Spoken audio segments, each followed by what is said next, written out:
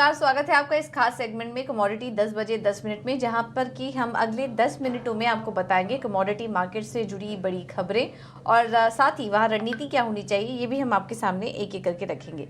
चलिए शुरुआत करते हैं पहले एग्री कमोडिटी से जुड़ी खबरों के साथ, और उसके बाद हम एक्सपर्ट को भी शामिल करेंगे और उनसे समझेंगे कि उनका क्या नजरिया बन रहा है आज कमोडिटी मार्केट में ट्रेड लेने के लिए। सबसे पहले शुरुआत करेंगे जीरा के साथ। मई वायदा 26,500 के करीब और कल 6% की जोरदार तेजी थी यहाँ पर। धनिया मई वायदा 7,300 रुपए के पास, नरमी का रुख बरकरार है अभी भी। हल्दी जून वायदा 18,450 के करीब, खरीदारी का रुझान कायम। ग्वारगम और ग्वारसीड की बात करें तो यहाँ पर दायरे में कारोबार हो रहा था। हालांकि ग्वारगम अगर देखेंगे तो मई वायदा 5,400 के करीब और निचले स्तरों पर यहाँ पर मांग थोड़ी नजर आ रही थी। और ग्वारसीड 10,800 रुपए के नीचे दायरे में कारोबार हुआ कल दिन भर। कैस्टर 5,500 रुपए के पास, ऊपरी स्तरों से बिकवाली बढ़ी है इधर। सनफ्लावर ऑयल की बात करें तो 850 रुपए के करीब और हल्की तेजी के साथ यहाँ पर भी कारोबार हुआ। कपास अप्रैल 2025 वायदा 1,600 रुपए के नीचे, हल्की नरमी का रुख है। कपास खली की बात करेंगे तो 2,600 रुपए के पास, ऊपरी स्तरों से मुनाफा वसूली का दबाव देखने को मिला। और मेंथा ऑयल मई वायदा 930 रुपए के पास, दायरे में यहाँ पर भी कारोबार हो रहा था। तो ये थी एग्री मार्केट से जुड़ी 10 बड़ी खबरें, और आज कैसे ट्रेड लें ये भी हम आपको बताएंगे। कुछ ही देर में एग्री मार्केट के जो भाव हैं वो भी सेटल हो जाएंगे, तो वो समझने की हम कोशिश करेंगे। और इस बीच हमारे साथ एक्सपर्ट भी जुड़ चुके हैं कमोडिटी मार्केट पर अपनी खास रणनीति बताने के लिए। हमारे साथ मौजूद हैं ट्रेड बुल्स सिक्योरिटीज से भाविक पटेल। भाविक जी, थैंक यू सो मच इजीना स्वदेश को समय देने के लिए। तो सबसे पहले तो एग्री कमोडिटी से ही शुरुआत करेंगे। जीरे में हमने कल देखा 6% की जोरदार तेजी देखने को मिली। आज किस तरह का ट्रेड लेना चाहिए जीरे में? Good morning. देखिए, हमने लगातार 5 से 6 दिन लास्ट अगर देखे ट्रेडिंग सेशन में तो जीरो में लगातार तेजी देखने को मिली। और आई थिंक एक रीज़न ये है कि क्योंकि जो सप्लाई है वो थोड़ा डिस्टर्ब हो गया था यहाँ पे जो वोटिंग थे उसकी वजह से। बट कल अगर देखें तो गुजरात में वोटिंग कंक्लूड हुआ, तो आगे जाके एक्सपेक्टेशन है कि अभी जो सप्लाई है वो वापस आ सकता है। वैसे भी नीचे के प्राइसेस में काफ़ी सारे जो फार्मर प्रोड्यूसर्स थे वो मंडी में अपने जीरा जो है स्टॉक वो ला नहीं रहे थे। और अभी क्योंकि प्राइसेस ऊपर आया है तो वापस से मुझे लग रहा है कि आगे जाके भी जो प्राइसेस है वो थोड़े नीचे दबेंगे, क्योंकि जो फार्मर्स है वो लोग अपना बेचने आएंगे वापस से माल। 27,000 से 27,500 का मुझे अभी भी लग रहा है कि लेवल आ सकता है मई कॉन्ट्रैक्ट में। उसके बाद वहां से थोड़ी बहुत बिकवाली देखने को मिल सकती है। बट क्योंकि अभी भी ट्रेंड पॉजिटिव है तो मैं बाय ऑन डिप्स की स्ट्रेटेजी रखूंगा, जहाँ पे 26,000 के करीब बाय कर सकते हैं 27,000 के टारगेट के लिए, और स्टॉप लॉस रख सकते हैं 25,500 का। 27,000 के ऊपर थोड़ा बहुत सस्टेन करना, सॉरी 28,000 के ऊपर सस्टेन करना मुझे लग रहा है थोड़ा मुश्किल रहेगा। बट 1 से 2 दिन के लिए अभी भी थोड़ी तेजी देखने को मिल सकती है।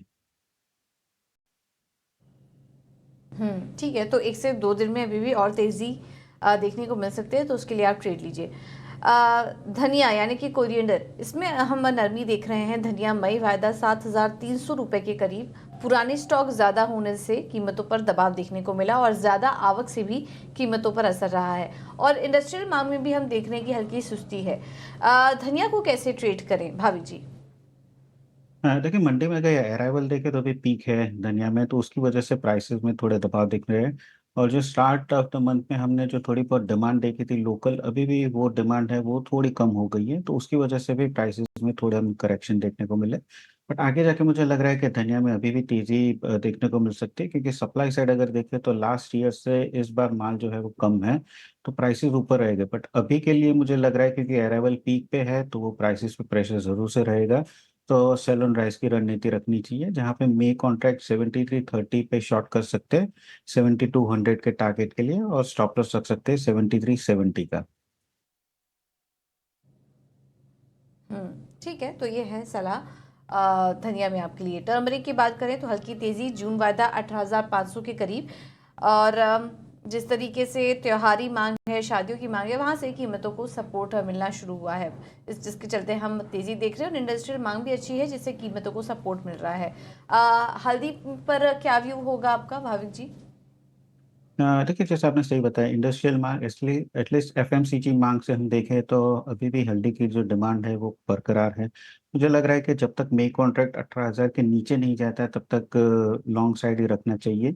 तो करंट मार्केट प्राइस से ही मैं लॉन्ग का रिकमेंडेशन करूंगा 18,000 के स्टॉप लॉस से। और ऊपर का टारगेट रख सकते हैं 19,100 का। ग्वारगम और ग्वार सीड में आज हम काफी समय बाद देख रहे हैं कि हल्की तेजी दिखना शुरू हुई है। पिछले काफी समय से थोड़ा दबाव था और दायरे में कारोबार हो रहा था, लेकिन आज ग्वारगम वायदा 10,700 रुपए के करीब, ग्वार सीड वायदा 5,400 के करीब कारोबार हो रहा है। ग्वार में क्या स्ट्रैटेजी होनी चाहिए भाविक जी? देखिए लास्ट 6 ट्रेडिंग सेशंस में हमने नेगेटिव क्लोजिंग वॉर में देखा और कल एक पॉजिटिव क्लोजिंग देखा है। और 3 दिन अगर देखें तो 5350 जो एक सपोर्ट है वो ब्रीच नहीं किया है, तो मुझे लग रहा है कि एटलीस्ट शॉर्ट टर्म बॉटम बन चुका है। अब ये डिमांड जो है वो एक्सपेक्टेड है कि वापस से बढ़ सकती है, तो यहाँ से मुझे लग रहा है कि अभी भी हल्की फुल्की थोड़ी तेजी देखने को मिल सकती है।